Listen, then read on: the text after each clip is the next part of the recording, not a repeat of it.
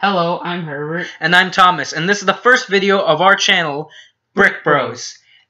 And our first set we're reviewing is the Marvel superhero set, Ant-Man's Final Battle. Set number 7,639 with 195 pieces, and it retails for $19.99. Which is a great deal for 3 minifigures, a vehicle, and a unique build. Really unique build. It has some of the best things about right here, as you can see with the full scale. And now on to the minifigures. To the left we have Yellow Jacket. In the middle we have Hank Pym. And on the right we have the now Ant-Man.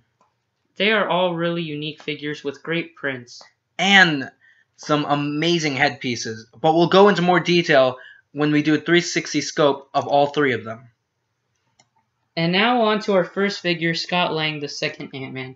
This figure is really nice with the silver belts and buckle print, and also has a really neat red design. I don't know if you can tell, but there is a certain pattern that is captured on his red print, much like the pictures and posters you have seen of him. His helmet is also nice with that dark silver color, and has a really neat translucent red design. And this is what the figure looks like without his helmet. This is the front side, and this is the back side. It is worth noting that it is the same head on Ezra from Star Wars Rebels. Next up, we have the main antagonist of the film and of the set, Yellow Jacket. Now, his printing looks very nice, especially his head and the yellow translucent areas on his helmet. As you can see, there is a tan-like block in the back, which is kind of distracting from, honestly, this very cool minifigure. However, it still looks nice nonetheless. You can easily replace it with a black version of it, and it'll look just as good. Even better. I love the back piece of this figure himself, and as I'm showing you right now, this is the head of this minifigure, which in fact is very similar to Loki's, but I'll be showing you that in the next clip. As you can see, these two figures share the exact same head. And even if you take the pieces off the back, it still looks very well done. And finally, onto our final figure, Hank Pym, the first Ant-Man himself. This figure is similar to Scott Lang's, except for the fact that he has no silver print. This figure instead just has plain red and black. His helmet is also black with the same red translucent design. This figure also comes with a black headpiece. And this is what he looks like with the black headpiece. Just like the other figures, Hank Pym also shares his base with another minifigure, Gandalf the Grey. As you saw before, that was the front side of the head, and now this is the back. And now we move on to the main build, the Ant. This build acts as a transport for Scott Lang or Hank Pym.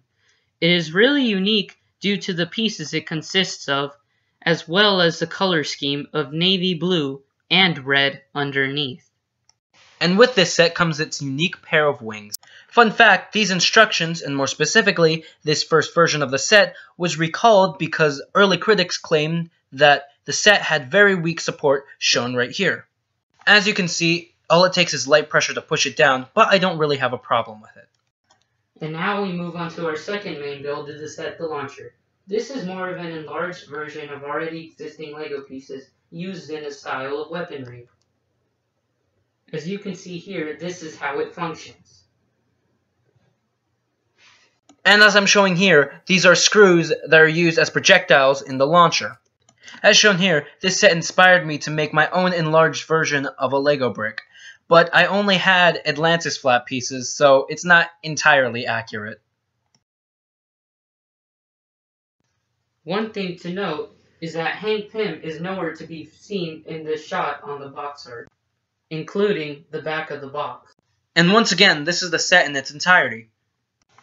There were a lot of great elements with the set. Sadly, we couldn't get to the small ants or the small pieces to resemble the launcher because we didn't have the time.